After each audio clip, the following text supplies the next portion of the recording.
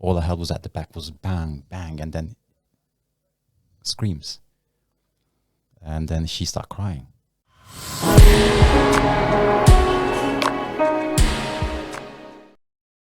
What's that? Off of Old Town, there's a square beginning with G. Grafton Square. Grafton Square. I got a couple wanted to go to Grafton Square. This is about 4 weeks ago, and I was quite pleased that I could come down Clapham High Street and then do your right into Stonehouse, Clapham Manor Street, up to the end, left Larkhall Lane. It'd be Rise or Lane, wouldn't it? Rise, and then there's a little cubic terrace. Mm-hmm. You can come around a couple of little doubles and brings you into Grafton Square from the back end. I was quite pleased that, that I learned that on the knowledge, obviously. Yeah, that little way in. Yeah, that's quite pleasing. And they're always surprised that you know it, kind of thing. How do you know that? And then on the other flip side of that, you've got people just give you a postcode. You're never going to know it. Yeah, this is the new thing, isn't it? The postcodes is obviously, someone said it was related to the Ubers and the apps and stuff like that. Yeah. Because we don't know. I have no idea. The postcodes mean nothing to me, zero. No. So I need a street name. Yeah, I always ask it, what's the street name? As long as it's inside the 6 mile radius. Yeah. Obviously, if he's outside, then I wouldn't know. Yeah, they're expecting you to punch it in somewhere, aren't they? Punch the postcode in. I do. I use Google all the time. Mm-hmm. It's a very, very useful tool for points that you've never heard of, what have you. And some of them will be in the West End. A lot of them will be in the West End, because although you've done a lot of pointing in the West End, there's about 20,000 other places that you don't know. So that goes in all the time. Bang, and all you really want to know is, where is it? Yeah. And then I can get you there. Done. Yeah. You don't need much else. No, not really. Well, the days of having a map book on your lap are over. Now I imagine you've got a map book on your iPad or whatever it is in front of you, or on your phone. I only have my phone. I haven't got an iPad. There's a map on it though, isn't there? You've got an AZ on it. I've got Google Maps on there, and I've got Cabby's Mate on there. Both useful tools. Cabby's Mate I use for the if I'm taking customer to an area that I'm unfamiliar with, I'll have Cabby's Mate as the main screen, and that bleeps up when you're coming up to a speed camera. So, because on the roads that you know where the speed cameras are, you're going to be slowing down a little bit for them. Yeah. Unfamiliar roads, it's quite easy to get caught out. Cabby's Mate's very good for that. Okay. That's really all I use Cabby's Mate for. Yeah. Do you enjoy it, Emery? Yes, I do enjoy it. And obviously, when you asked me earlier if it's worth it, yeah, it's worth it. But when you said worth it, like earning wise, but my priority was to start doing knowledge was in the time that you have for yourself. Yeah. Rather than the earning. Of course, earning is very important, but the time that you have for yourself it was really important for me. Like spend time with your family whenever they need you. So that's why I love it. I mean, and then again, sometimes you just go home and then you feel, you don't feel like working. Yeah. You can just say, I'm not going to work. But when you work for someone, you can't do that. You just have to go to work. Yeah. So that's why I love it. So another thing that happens when you first start is deciding how you're going to work. So do you work hours? Do you work money? Do you work shifts? What is your plan of how you go out and how you come home?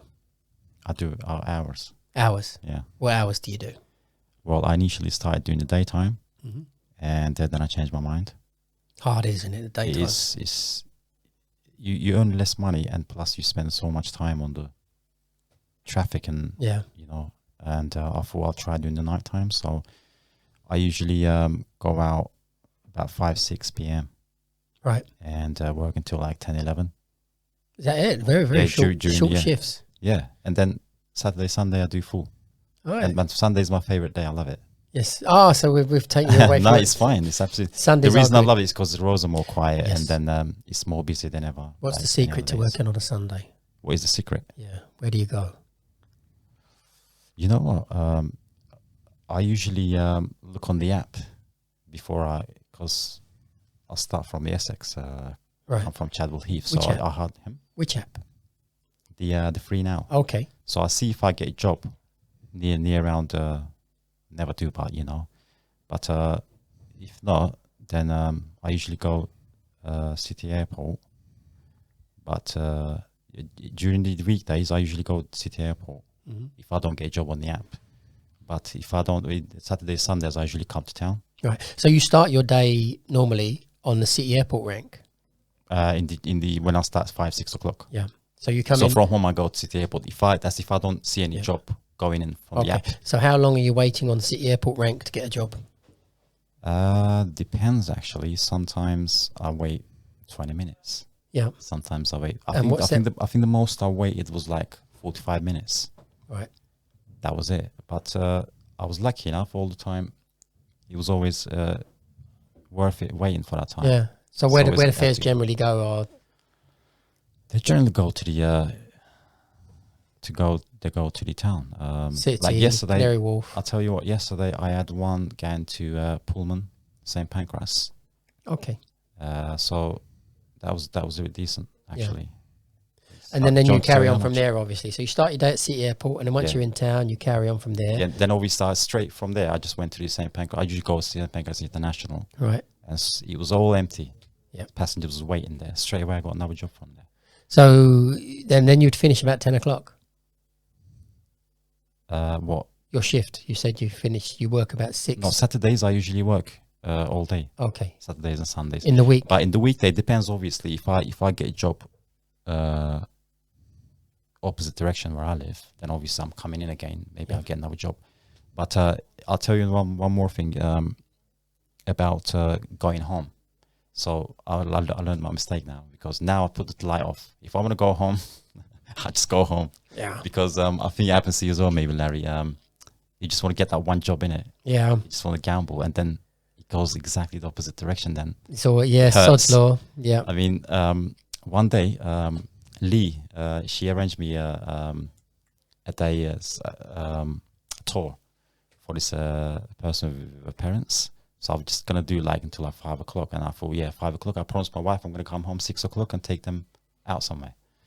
And it was 5 o'clock, Euston Station. I dropped them off, yeah, and I tend to go home. And I looked at the rank, the Euston Station rank. It was people queuing up. There's no cab. And then I thought, I have to get someone from there. You know, it doesn't look good, because we have to, you know, Yeah. we have to serve the people there.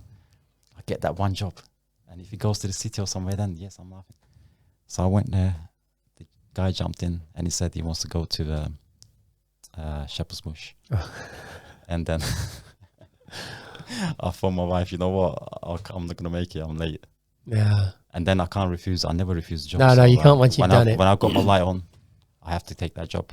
Yep. It's like, again, because last time I was getting home, I was on All Street roundabout, went to the All Street, and then I got flagged down by a lady, and I was getting home. And I thought, okay, I'm going to take this one. And she jumped in, she said, I want to go to Paddington Station. So after that, I thought, nah, just switch it off and then go Yeah. home. Harry, do you do the same? You on hours or you on money? Neither really. I just go out and I'll work until I don't feel like working anymore. I don't tend to. Preferred Everyone starts off doing long shifts, and you know there's big money there, and like your £500 a shift and stuff like that. We've all done some of that, but it wears off quite quickly. Maybe not for the younger guys, No. but certainly for someone my age, that wears off quite quickly, and you realise you have to settle into something that is sustainable. Yeah. Yeah, that you can manage. But also, I don't like to do the same hours. I'll mix it up. I'll do earlies, mid-mornings till mid-evening, and then sometimes I'll work till 4 o'clock in the morning. You have the freedom though to I have the freedom to do change that. Yeah, I haven't got to answer to anyone indoors, so I'm quite lucky in that respect. And it does keep it more interesting, because you get very, very different people, very different jobs at night than you do during the day. Yeah. And I like a little bit of both of them. So I'll suffer the traffic on the day shifts a couple of weeks, and then I'll have a break from it and I'll do nights. Yeah. So it's a little bit easier. Probably do earn more money at night. It is easier to move around, certainly. Yeah. Yeah. Probably The hourly rate at night is better. without a doubt. Probably the best time to come in is, like Emery says, start at City Airport around about 6:30, something like that. I'm very, very careful with City Airport. I've been burnt there a few times where I've been on a rank for an hour and got Canary Wharf or XL kind of thing. So I won't sit on a long. Just long out of rank. interest, how much is City Airport to Canary Wharf at the moment? About People- £15. So you got £15 for the hour, not including the driving in time that you drive. Not include the drive from City Airport. I've been there longer than an hour and got Canary Wharf. So you've got to be very, very careful with it. Yeah, there is many, many, many jobs offer there that don't go anywhere near where you want to be. Rough with a smooth. I mean, yesterday I picked my first job. I picked up there, went to Englefield Road. I mean, it was like 45 quid. That's on rate 2 Saturday. So you have the same routine as Emery, which you're pulling into City Airport to start off? That depends on what time I start, because you've got to really look at the incoming flights, how many of them are there. Sometimes I'll just stay on the A13 and go straight past it. Yeah. Other times I'll come through it, and if there's a long queue of cabs, then I'll just drive straight past them and I'll start looking at Canary Wharf. My favourite place to start is Tooley Street. I come straight through the highway, go over Tower Bridge, Tooley Street. Not guaranteed to get a job, but 80% of the time, you'll pick something up. We all find our little starting street. You do, don't you? For me, I'm Mile End based, so I would drive along Commercial Road or along the Whitechapel Road, or I would go over to Canary Wharf to start. But my little street for starting off, once, if nothing's happening, was always Eastcheap. I'd always go into Eastcheap and just drive up and down and wander around. The thing is, you're not going anywhere. You don't need to be anywhere. You're just looking for a passenger. So the fact that you go around the block 6 times is exactly the same as just driving mindlessly from Eastcheap to Oxford Street. There's no point to doing that. You may as well stay where you are roughly and pick up something and then go. I've never done that. It makes a lot of sense actually, but I tend to if I don't pick up anything up on Tooley Street, I'll drive into London Bridge Station. If there's nothing there, I'll come straight out. I'll go across the bridge and I'll go up Bishopsgate. I'll look at Liverpool Street Station. And this has happened a number of times where there's nothing all the way through there. Yeah. Right up at Liverpool Street, you think, well, this is not worth it. And then make your way to King's Cross. So, but that's not that often. It's happened a number of times, but not that often. Generally speaking, I'll pick something up before I cross London Bridge. Okay, so things have picked up now. So now let's move on to what's the worst fare you've had. Worst passenger, the runners. I haven't had any runners as such. Okay. I did have 4 lads from Piccadilly. This was very late. It might have been a Friday or Saturday night. 2 o'clock in the morning, something like that. Got howled. The one sober guy, soberish guy, is talking to you through the window, and you say, "Oh yeah, okay." And then he calls his mates along. Said, "I've got 4 of them in the back." And they were quite well behaved. They were fairly quiet, but I could see him on mirror. There was one of them was just laughing like a lot. So couldn't make out why, but he was just giggling. So we got to the other end. They wanted to go out right out near Heathrow. Obviously lived out there. But as I've come down the Heathrow approach road to the roundabout, gone left up the slip road as you go into the A4.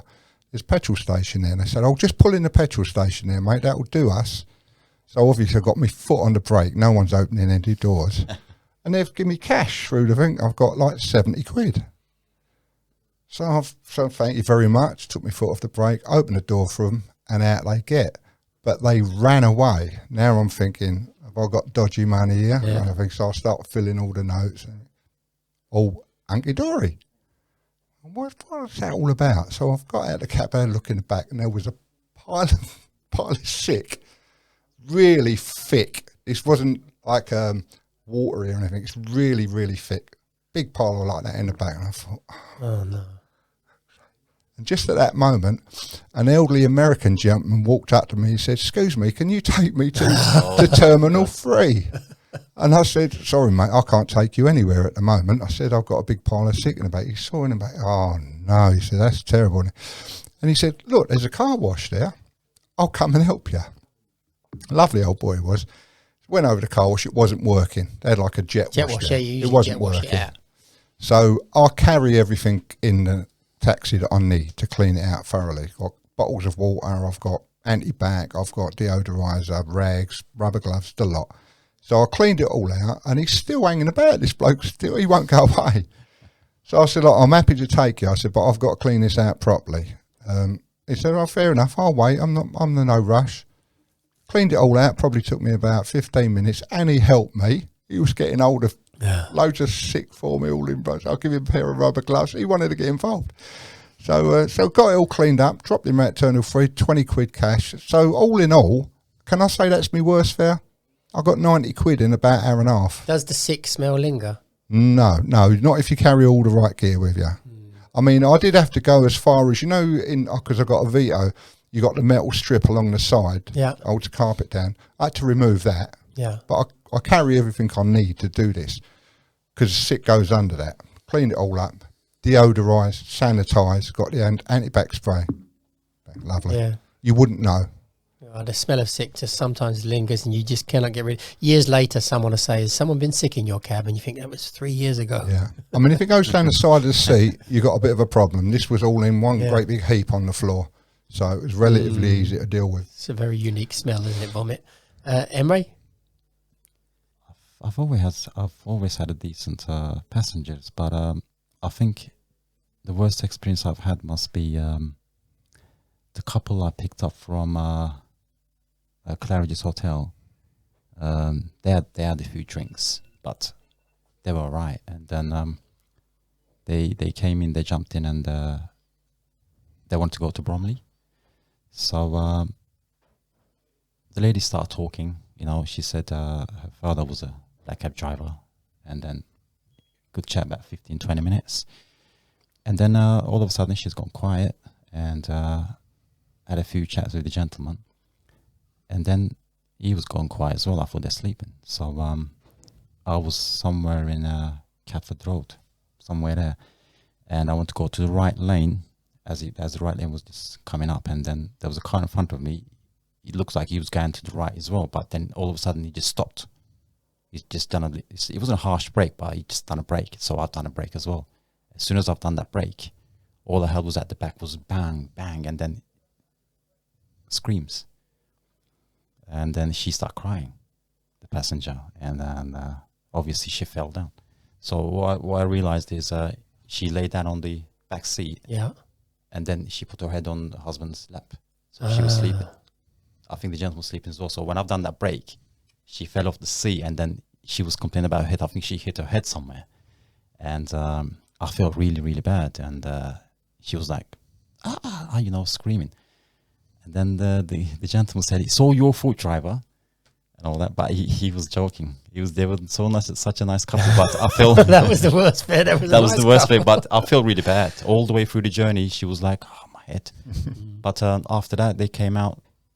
They were really happy with me. But it wasn't my fault, obviously. But I felt really bad. Obviously, you have to see if she was wearing a seatbelt, that wouldn't happen. But I think I felt really bad. The responsibility might be upon them. I don't think it's our responsibility to make passengers wear their seatbelts. I think it's up to them to wear them. Yeah. But I've never actually known that, to be honest with you. In a private car, in our taxi, responsibility. In a private car, it is. In a private car, it's a driver's responsibility. So maybe we need to make sure his passengers wearing belts. I would have thought in our business it's actually up to them. I'll get blamed for that, then, isn't it? I'm not sure. We're waiting upon a grey area. Maybe we're going to have someone who on the podcast who's listening that's going to actually exactly know the answer. But I would have put the blame on the fact that you got in the vehicle, you're a paying customer, the seatbelt situation is they're there for you to put on. I am not a childminder. It's not for me to check that you're doing this stuff. I'm just a driver. Any sensible adult will put a seatbelt on, but how many put their seatbelt on in the back of your cab? In mine went children, everyone, because I won't drive away. All right, with the children. It's really surprising the amount of people, adults, who will let you drive away and their child's not wearing a seatbelt. I won't have it. I say, well, we're not going anywhere till the children's got a seatbelt on. You can do what you like. What if they're sitting on the flap-down seats? They still got to have a seatbelt on. I know, but if they're facing backwards, so if you broke, they're going to be pushed into the back rather than pushed forward. Still got to have a seatbelt. Okay. I mean, I believe that would be the law. I don't think you can carry a child in a taxi without a seatbelt. I think that would be the law. They're all supposed to have their seatbelt on. The law is there, but what we're arguing about here is the responsibility. Oh, right. Okay. Is it yours or theirs? So, and I have to confess, I would have thought it was theirs, but we'll find out. I'm pretty sure. So I'll try and find out before we put this out, and then we'll all know. Google the law. But I still feel bad for her. Yeah. She must have hurt her head really bad. It's just a big noise at the back. My brother has fantastic one when in his cab, the woman had stood up while he was still driving along, and she's going through her pockets. So when you stand up in a cab, you have to bend over, don't you? She's going through her pockets to get the fare, and then he had to brake, and she hit the partition window with her face, and he said, "You have to come and see it." And so I went down to look, and you could see her lips, her face, her nose, and her eye perfectly sweat implanted on the divider glass. It was amazing to see. You could see this woman's complete pain of like hitting the window and leaving a face print, basically. You could see exactly what she looked like at the moment of impact. I've had it a few times where I've pulled away a little bit too quickly. This was with grown-ups, and they haven't quite sat down yet. And so I kind of make them sit down, not intentionally, but it's sort of, I just got to keep my foot on the brake. Make sure everyone's seated, and I often say that now. Is everyone seated? And then I pull away, because I've had so many of them actually fall back into the seat. Yeah. With the like middle-aged younger people, it's not too bad. But you've got an old one. Yeah, they can break something. So did you work yesterday, Larry? I worked yesterday. Yeah. Did you work yesterday, Emery? Yes, I did. Okay. What did you take yesterday? What did I earn yesterday? Yeah. About £200. About 200. But I didn't do much hours. Okay. Do you want to say the hours? Did you? Yeah. I've started about either 11:30. I think I went to the city airport. I think I picked up the passenger about 11:30 or 12 or something in the afternoon. And I finished about 5 p.m. Yeah. Okay. So I've done about 5 hours. And you, Larry? Yeah, similar. It's about 6 hours. I did a couple of hundred. Yep. Okay. That'd be nice for the people that are listening who want to know some truth. There's going to be someone pointing out, oh yeah, but you had to pay your rent from that, but and the fuel costs from that. Yeah, when you talk about how much you took in a day, it's relevant, but it's not that relevant because you don't actually earn anything like that. You have got lots of costs, not just your daily cost of your fuel and what have you, but you've got your intermediate costs of servicing and repairs and stuff like that. Oh, you own your cab now, Larry? Yeah. And Emery, did you buy yours? No, I'm renting. Renting. Okay. Taxi, yeah. You've got an electric cab. What is the rental per week on your electric cab? It's $340 a week. Okay. And you've bought a cab, Larry. What are the payments on your cab each week? Do you know? No, I just bought it. Oh, outright. Okay. Can't argue with that. How much did you pay for it? 29,000. 4 years old. Electric? No, Vito. Oh, you bought a Vito. 29,000 Vito. 4 years old. So that sounds very good economics. Yeah. Yeah. Yeah, it's not too bad. It's pretty good nick, to be honest with you. Not too much wrong with it. I haven't got the facility to charge at home, so I had to take that into consideration when I was making my mind up what to buy. Initially, when I first passed that, my intention always was to just rent a TX4 for a year to judge what it's like, how many accidents am I going to likely to have, do I like the job? But this one came up and it weren't going to be there 2 days later, so I jumped on it. This was right at the time, when there was a shortage of the cabs. Yeah. You couldn't rent for love nor money, and this one came up, so I thought, bang, have that one. I don't regret it at all. It's lovely. And like I say, if you haven't got the home charging facility, I don't really want to spend an hour and 20 minutes of my shift charging just to work. So I've got a reasonable commute in and a reasonable commute home. To me, that's enough dead time. Yeah. And not to complain, I've so rarely get a job going my way. It's always west. Yeah. Whoever, and I'm very similar to Emre. If I decide I've had enough, light goes off. And that can be Chiswick. And what about the going home on free now? You have the going home. Yeah, I've used the apps, but I don't like using the nothing apps. really goes to the furthest I've gone east was like Canary Wharf. Yeah. Never been further than that, and that was like once. Tower Hill and all that. Did you not learn, if you live Essex, you kind of go to Liverpool Street and rank up as your last job? Well, I've done that once, and you got on Oxford. No, they wanted to go to somewhere up north, and then it was about three gentlemen. They said, what was it? Somewhere in Hertfordshire, somewhere up on top of north. And then they said, is that somewhere near that you live? And I said, no, I don't live near that, but I can take you. So I think the reason they ask, you know, like if it's taking you You home, want they a might ask for a discount. discount. Yeah, innit? yeah. So I thought, Yeah. I don't live near there. And then they Yeah. just walked off. Oh, okay. That was hoping for it to No, be they didn't the- want to go. See, the thing about see- going to Liverpool Street and ranking is you're in a rank. There's probably other cabs in the rank. You can't broom jobs. No, but you So generally. if someone comes up and they don't want to go your way, you're going to drive off empty. But the Liverpool Street is feeding the east. The station's feeding the east. So if they've missed trains and Yeah. stuff, you're going to get East End fares predominantly. Yeah. And the people that are not so much going east, they're probably flagging from the street anyway as they're walking along Bishopsgate or North Yeah. Folgate. But yeah, generally. I mean, I have a lot of friends that used to really... The Liverpool Street and the Charing Cross, they really are worked quite badly by a few people doing a little bit of bad stunts. My friend used to walk along Charing Cross, get out of the cab and ask anybody if they was going to Cheam. And then they'd go to his cab. It's a really, really bad thing to do. If he wants to go to Cheam, all he's got to do is follow me around. Because we- every job will take me that way. and I dropped. This is Friday night, I think. I dropped in Mayfair. I come out into Piccadilly. Guy hailed me, said, "Can you take me to the Opera House?" I thought, well, it's my way. Yeah, jump in. It's only like 10 quid, something like that. Dropped him at the Opera House, and I should have just turned the light off there, but I didn't. I come out of there. I've gone Fleet Street, just going up Lagate Hill, and a guy jumps out, boom, boom, boom, pulls up. I thought, oh, I might be really lucky here, because I'm thinking the further east you are Yeah. in the city, the more chance you've got Yeah. they're going east. Yeah. Can you take me to Isleworth? Yes, mate, jump in. Yeah. Turn around, go. And that was it. I turned the light on after that. I come right the way back through the West End with my light off. Because when you've had enough, you've had enough. Yes, you you can't push it. You start getting can't- tired, Yeah. get ready. It's not good to be driving like that. So there has to be a cut-off point. What about drunks? You like picking up drunks? Don't, generally speaking, like it at all. Some of them are funny, some of them not funny. I've had a number of occasions where, you know, they get a little bit leery and whatever, and I just stop the car and say, "Do you want to go home?" "Yeah." "Don't piss me off, because you're pissing me off. You won't get home." And they generally quiet down. You got to be quite serious with them. Mm-hmm. The ones who are just a little bit jolly, you can sense that. You can sense whether they're going to be Yeah. a problem to you or not. You just jolly along with them. Some of them, you cannot wait to get to the other end and get them out. They won't stop talking, and it's all the B word kind of thing. I had 4 guys from Old Street.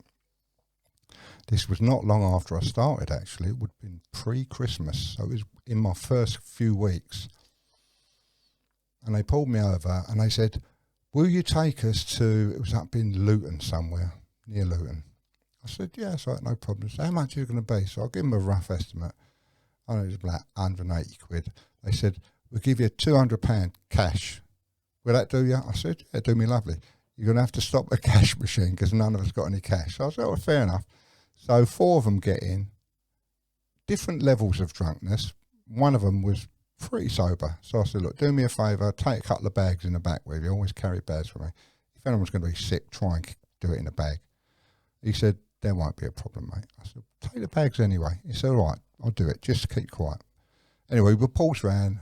Now the fun starts. One of them, great big guy, looked like grizzly bear kind of thing, big bushy beard.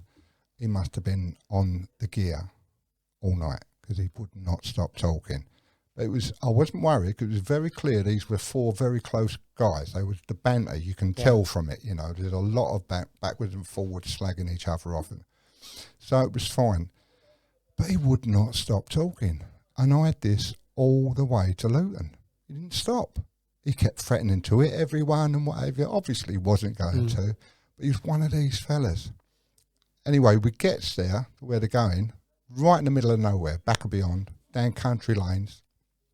But I've got my money, I'm fine, I'm not worried about it at all. Gets halfway down a country lane, there's no houses there, and they say, "I'll just drop us here, mate, that'll do." So I stops, they gets out, and it's all "thank you very much" and whatever. And the guy who was the most sober, he said, "By the way, my mate was sick, but I caught all of it."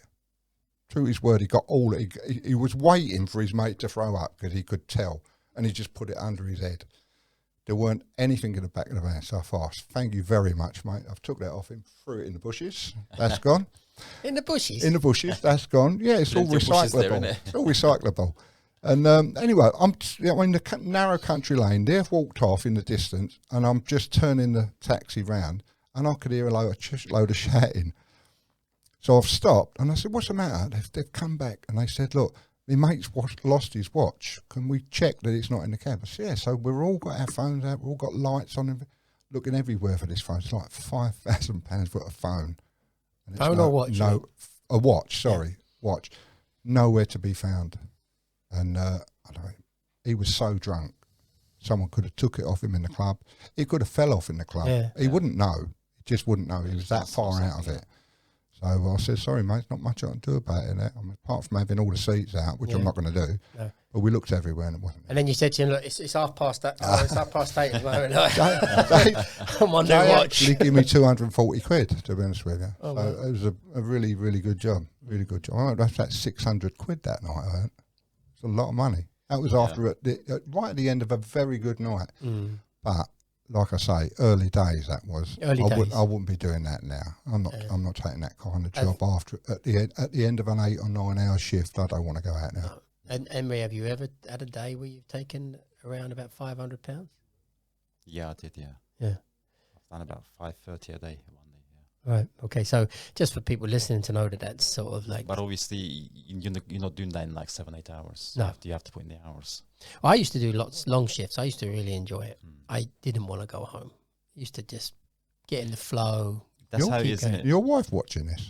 Well, it was before that. So I was, my wife at the time was living in Denmark studying, and we had a bit of free time. So I had nowhere to go while I was working. So I would just carry on working. I would really enjoy it. And obviously when we was home and together, then I would go home. But no, in them days, no, I used to stay out quite a lot. I used to love it. And now I'm like you, Larry, as you get to a certain age, it's a bit more difficult to sit in that chair for longer periods and stay focused, and even harder if it's a quiet time. So for me, it has to be ticking over, and even then I'm not going to be staying out super long hours. It's ticking over, and now I've had enough. I'm going home. I'm done. Yeah, 8 or 9 hours and my backside is starting to hurt. Yeah, backs of my legs starting to hurt, and I know I've had enough. Yeah. Up until that point, I'm fairly comfortable, to be honest with you. So just to quick, I'm going to finish in a second, which is the last question really, Larry. If you had a friend and I come to you and I say, I want to do the knowledge, I want to become a taxi driver, is it worth me doing it? I would always say it's worth doing it, but I'd tell them the truth about what you have to put in.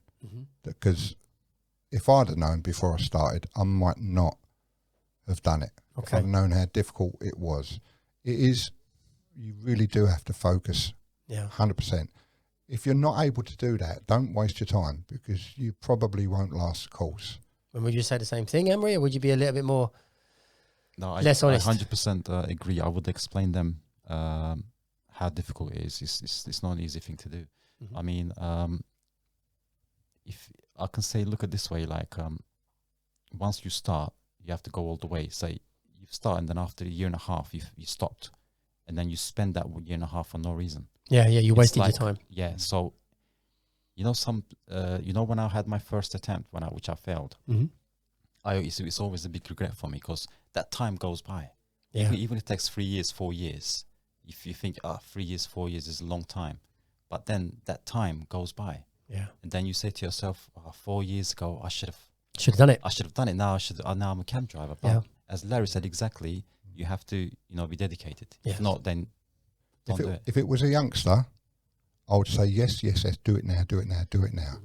What if you're still living at home with mum and dad? Do it now. Do it before you meet a girl that you're going to get married to, anything like that. Do it before you got any overheads of paying for your own bills, your own flat. Why are you giving your mum like 100 quid a month? Do it now. The problem with the youngsters is their perception of time is completely different to ours. So we're watching the years fly by now, and 2 years of our lives is nothing. Whereas a youngster who's in their 20s is thinking, 2 years' time, I'll be 30.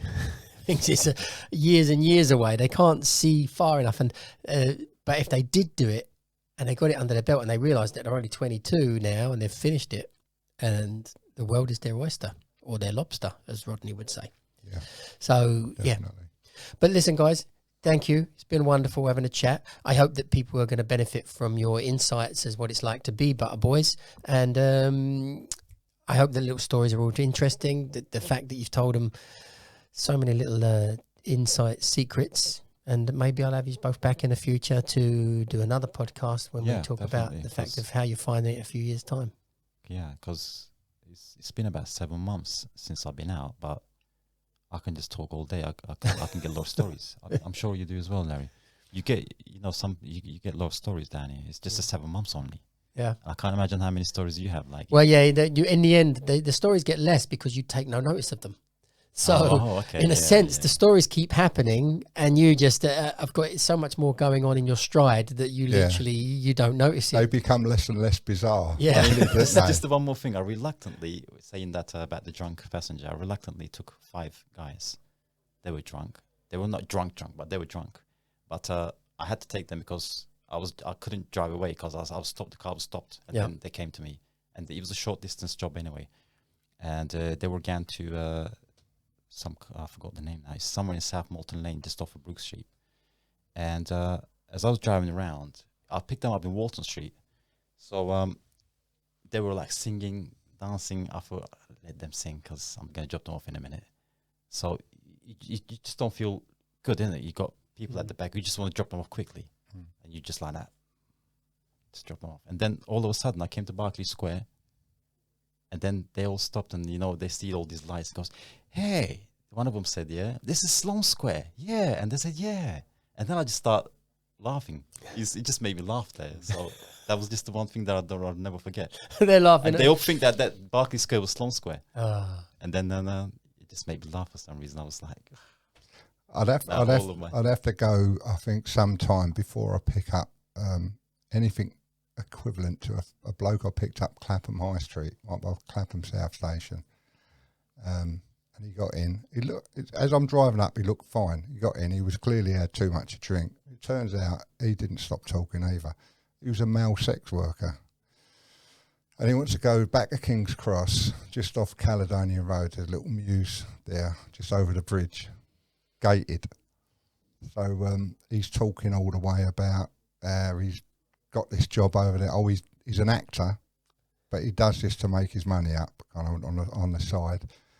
And this bloke had let him down, and he had this bag with him, and he's pulling all kinds of dildos out and showing me this, showing me that. I said, I don't want to know, mate. It was excruciating journey. Eventually, no, not in that way, but he was a pain in the ass. We got him up to Caledonia Road, pulls up outside this gated mews. And I looked at the fare, so that's so-and-so. He said, I haven't got any money on me. I said, what? He said, I've got loads indoors. I'm going indoors. And I said, I can't drive in there. It's gated. And whatnot. He said, no, you'll have to come in. I'll give it to you because there's no way that he's going in without me. So I've turned it all off and everything. Gone in this little gate mews, up this set of steps to his front door. And I'm thinking, oh, my God, am I doing the right thing? Should I just wipe my lip and go? Goes in his house. He said, do you want a drink? I said, he's been paid 300 quid for what he's just done. I said, no, mate. I said, look, you've been working, I've been working, I just want my wages the same as you. He said, all right, fair enough. Walks into his front room and there's a table there. And there was pile after pile of cash there. And he just picked an envelope up, give it to me. He said, thank you very much, and what have you, blah, blah, blah. Believe it. He must earn a lot of money doing the old escorting. It made me think twice whether I actually chose the right road. Yeah. To be honest with you, but there was just you could be an piles escort, of money there. Yeah. I know it'd have to be a very niche market. Niche, Yeah, someone who likes miserable old gits. Listen, thank you both for coming. Thank you both for spending the time. And sorry, George didn't make it, but I don't know when it will be released or when I put it out. I just edit them slowly. So over the next 10 weeks. This will go out on the thing. Right. Thank you both very much. Don't edit this bit out. Don't edit this bit out. Thanks very much for all the help you give me, all the advice and the guidance. Priceless. Absolutely priceless. Don't edit that out.